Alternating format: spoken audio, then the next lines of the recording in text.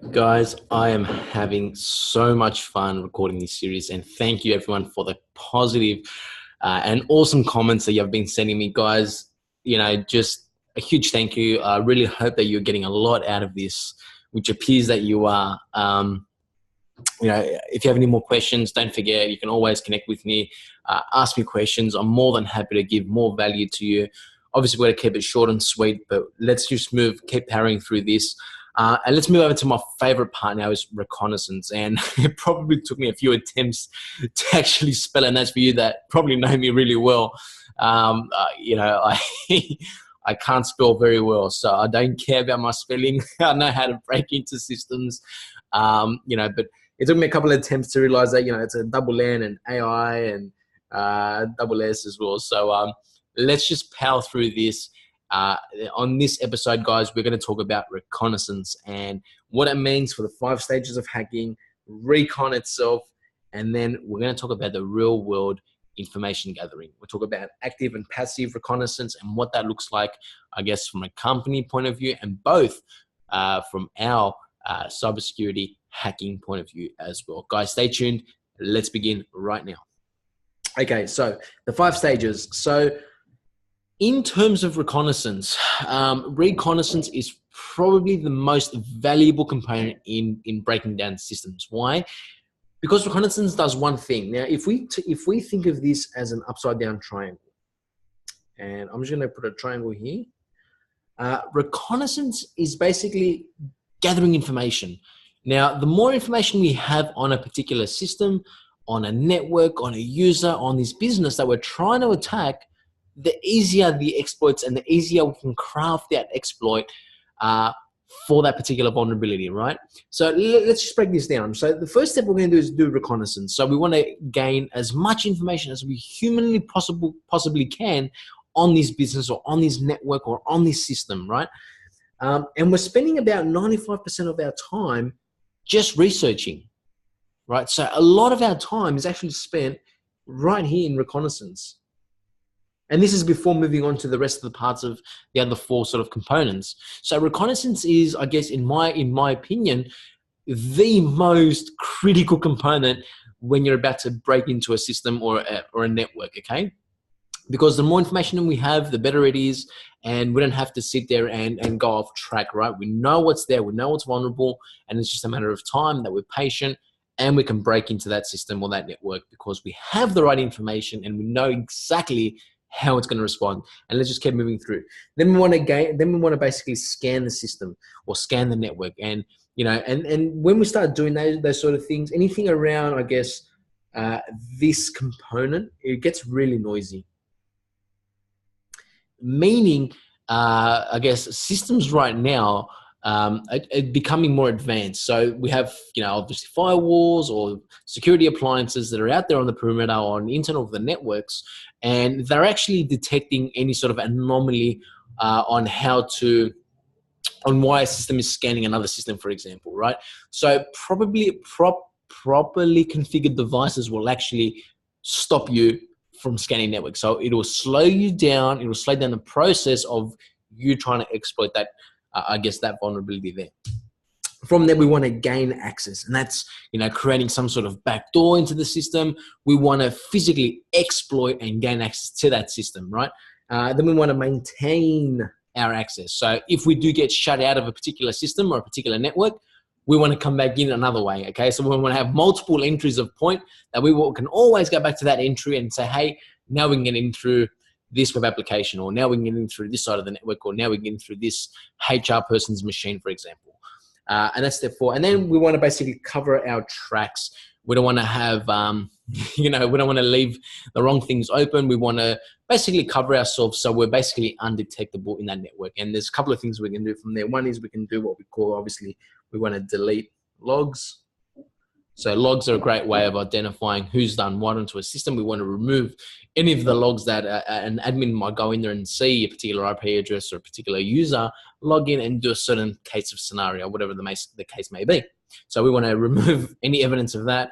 Another thing is we can create, another backdoor, another entry into that system, or we can actually do what I call my favorite, coming through a proxy chain. And what that basically means is coming in through anonymity. So, and obviously a decoy, what we call a side channel attack.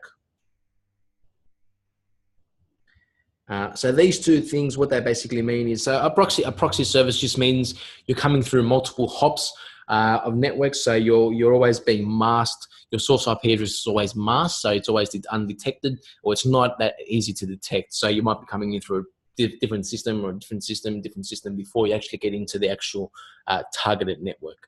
And then we obviously call what we call a decoy or a side channel. We can use other hosts in the network and launch the attacks from that vulnerable host. So for example, if we have, a couple of hosts here, and we're going to change the color, and this guy's basically our target who we want to attack, we can do a decoy and we can say, great, these 3 devices are all going to launch an attack on this, on that host, for example. And that's a lot of fun. And I'll show you guys later how we can actually do an idle scan where devices or appliances on the network cannot detect you.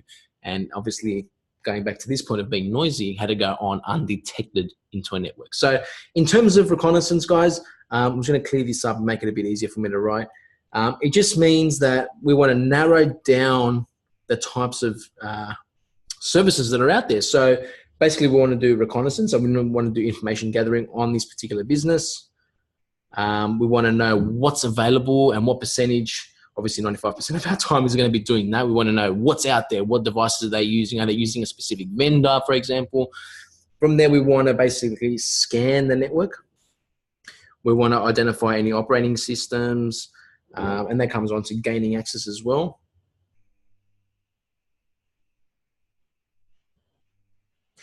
Maintain access. And then obviously we want to get down here. For example, guys, let's just say there's 50 applications, 50 web apps, okay? Now, work with me. I'm just going to go on the fly here. So there are 50 web apps in a particular DMZ. We want to know, we obviously want to do our research on them. We want to know what's out there. And, we want to see, what are these 50 web apps? What do they do? Who are they? Who are they associated with? What's the company, right? Then we want to scan the networks. So we want to scan these hosts. We want to identify basically what's open. Do they have any ports are open? What's the operating system? Ports, OS system, patch levels. When was the last patched? Runtime, uptime. When was the last time it was booted, rebooted? We want to know every single thing about it. Then we want to create an exploit and identify the vulnerability of that host. So we want to know what's vulnerable. Out of the 50, we might get 2 that are super vulnerable. We can create specific exploits with Meterpreter or Metasploit, and then craft specific exploits just for these 2 hosts, and then we can destroy them and get access to them. So the whole point of this is we want to go from here and we want to get to this point down there. We're going to have a few set of hosts that are super vulnerable, and we want to take full advantage of those hosts.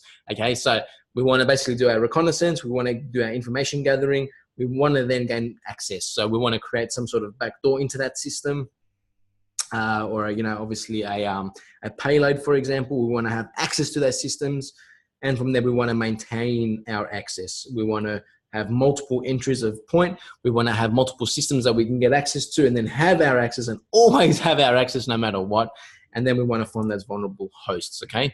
And then we obviously exploit them, right? Does that make sense? So that's the 5 stages, guys. Recon, we want to scan the networks, we want to gain access, we want to maintain our access, and of course, we want to delete any traces that were ever there in the first place, okay?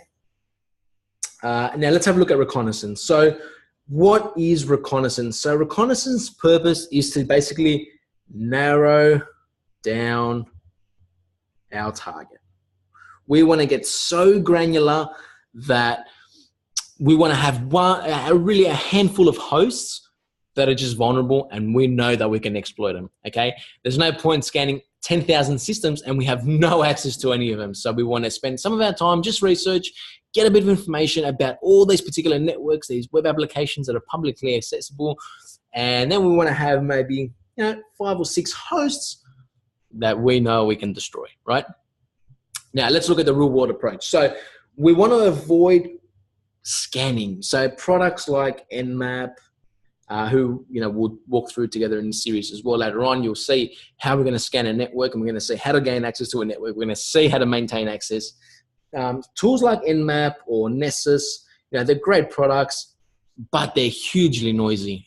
You run that onto a network, the IPS or IDS device on a network or the firewall will detect you, and will block your IP address, for example, and then it will just slow down that process of you gaining access to that network or that system. So we want to go really discreet. We don't want to be detected by anything, by no one, by no admin, by no system, by no technical methodology. We just want to gain access to that guy, and that's it. So first and foremost, we want to avoid those noisy scanning. So we don't want to turn on an appliance, and we don't want to just start scanning networks without obviously approvals for the first thing, but without being too rowdy, okay? Next is we want to start identifying the target of vulnerabilities. So we want to know exactly what's vulnerable, whether it's a Wi-Fi network, and there are awesome components on how to identify hidden SSIDs in networks, how to crack the passwords. I'm just going to change my screen here, guys, and I want to show you something cool. So if we look at these sort of devices, this is called what I call a, it's called a Wi-Fi pineapple. And what it does is a couple of things, right? So first we can do sort of man-in-the-middle attacks. We can do rogue access points, which is, basically pretending to be another access point and having full access or full information that gets routed through you, in which the system or people think that it's a legitimate source of an access point, right? So if we have two access points, and they're both the same, or a rogue access point, or an evil twin is what we call it. And then you just basically reroute all the information through yourself, essentially creating a man-in-the-middle attack.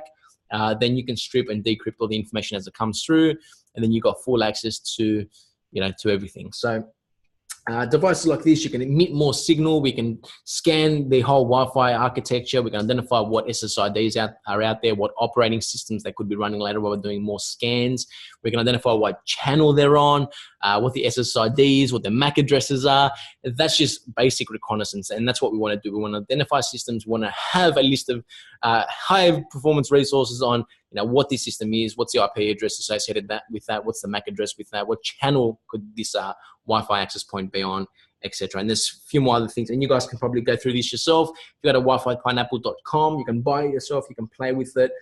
It is an awesome, awesome tool, and here's the distinction between the two. Obviously, there's higher band, obviously gigahertz. If you're doing Wi-Fi networks at 5 gigahertz or 2.4 gigahertz and that sort of stuff.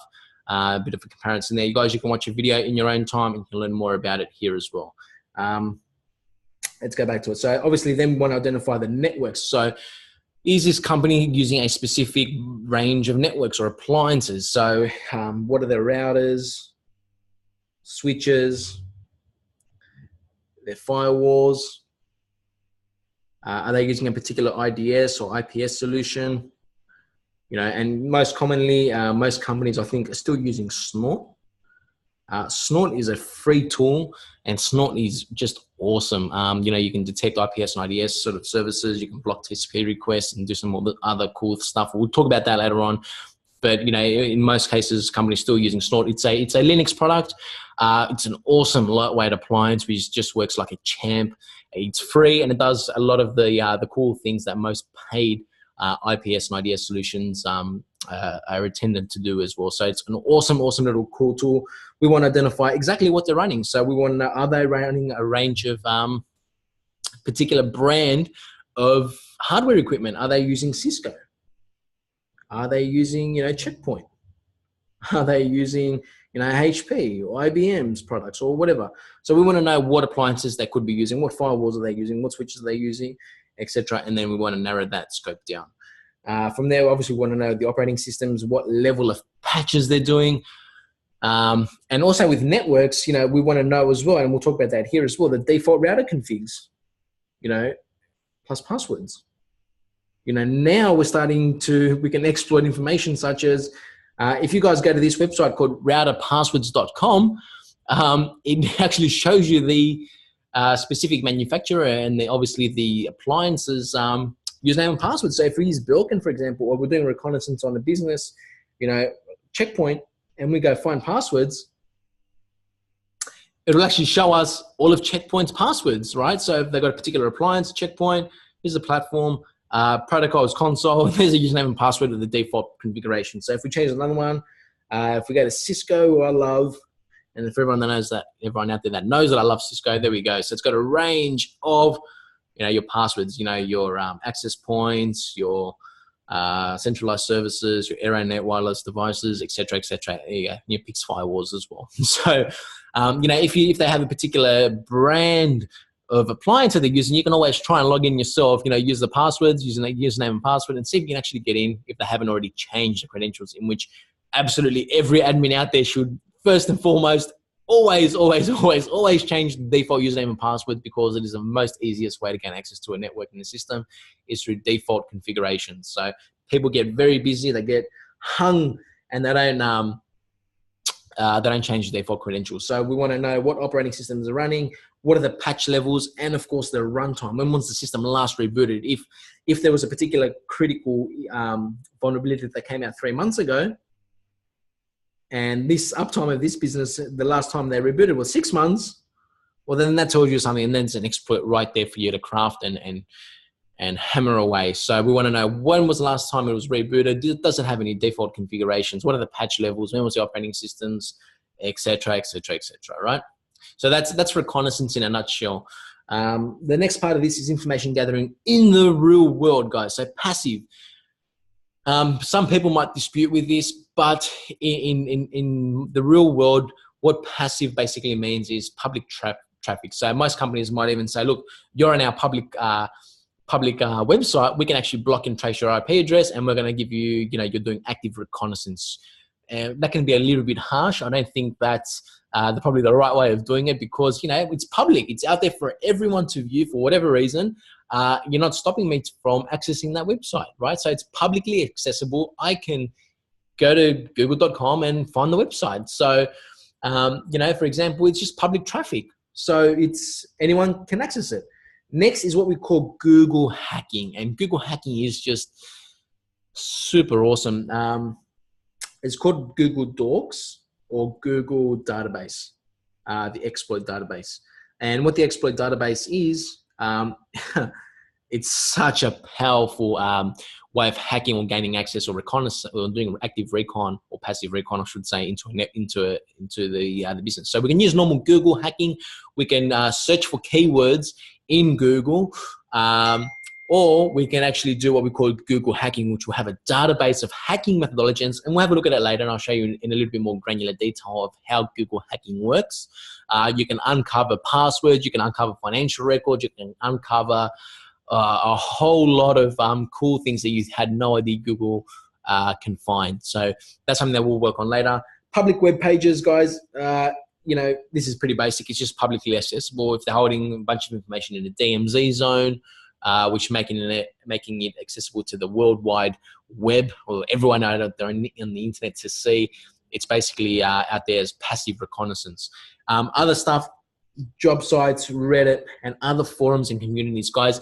The amount of information we can find going out on job sites, Seek.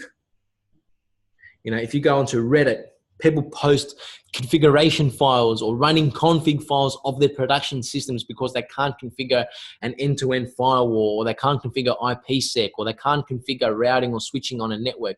So if you got a particular XYZ company that you're doing an exploit for, or you're trying to want to gain more reconnaissance on, first thing I will do is go to the Seek website and see if they're posting any job adverts. They might post information about particular, if they're after a network security engineer or a CIO or a HR person, for example. They might post some sort of information that could be quite valuable to me. Or they might post in, if it's a technical role, they could be posting information such as, you must be Cisco qualified, or you must have a CCNA or CCNP, or you must be Citrix certified, or whatever.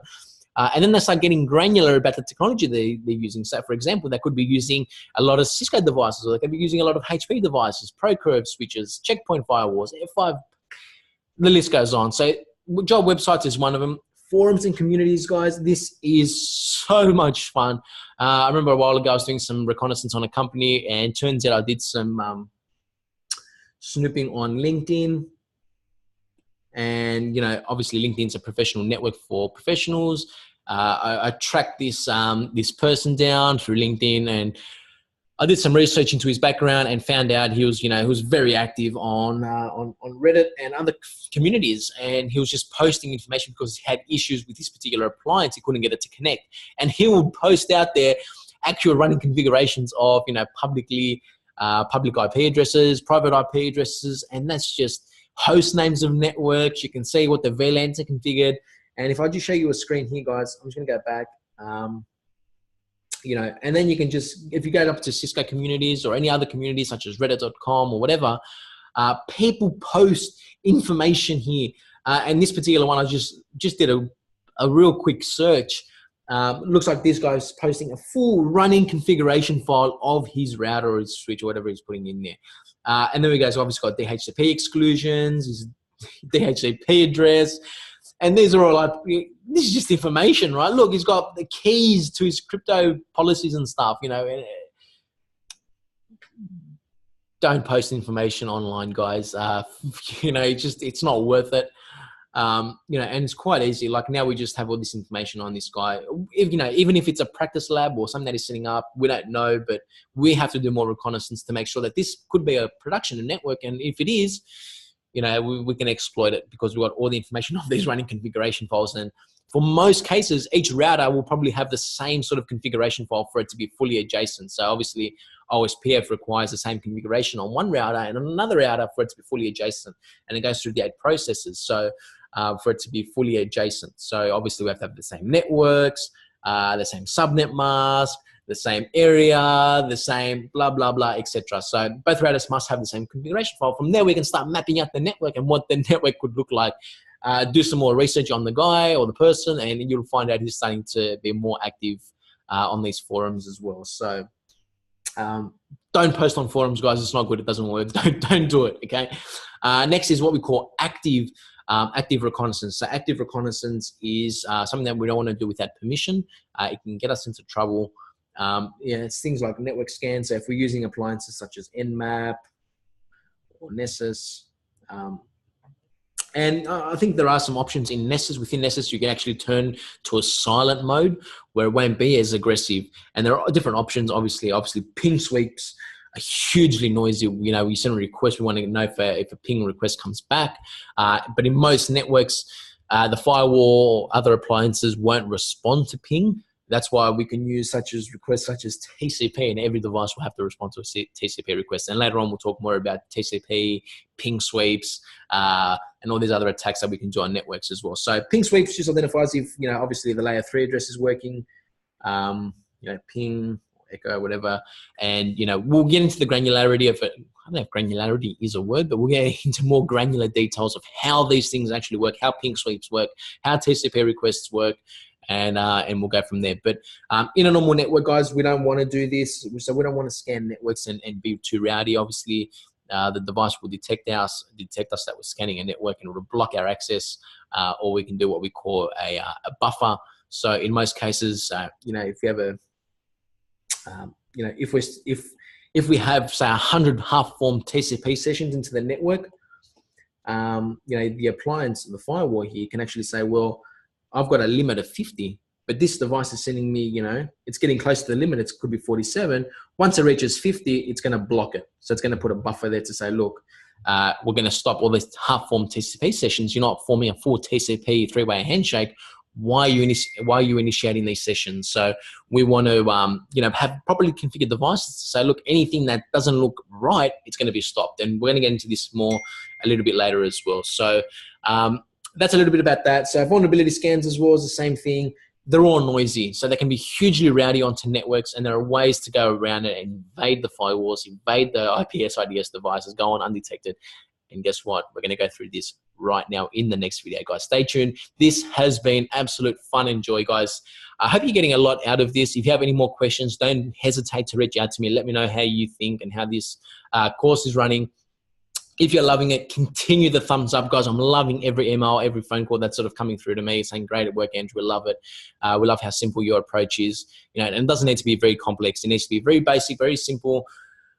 This is the real world, right? So let's just keep going, guys. This has been a lot of fun. I love recording these and giving you guys a hugely amount of value.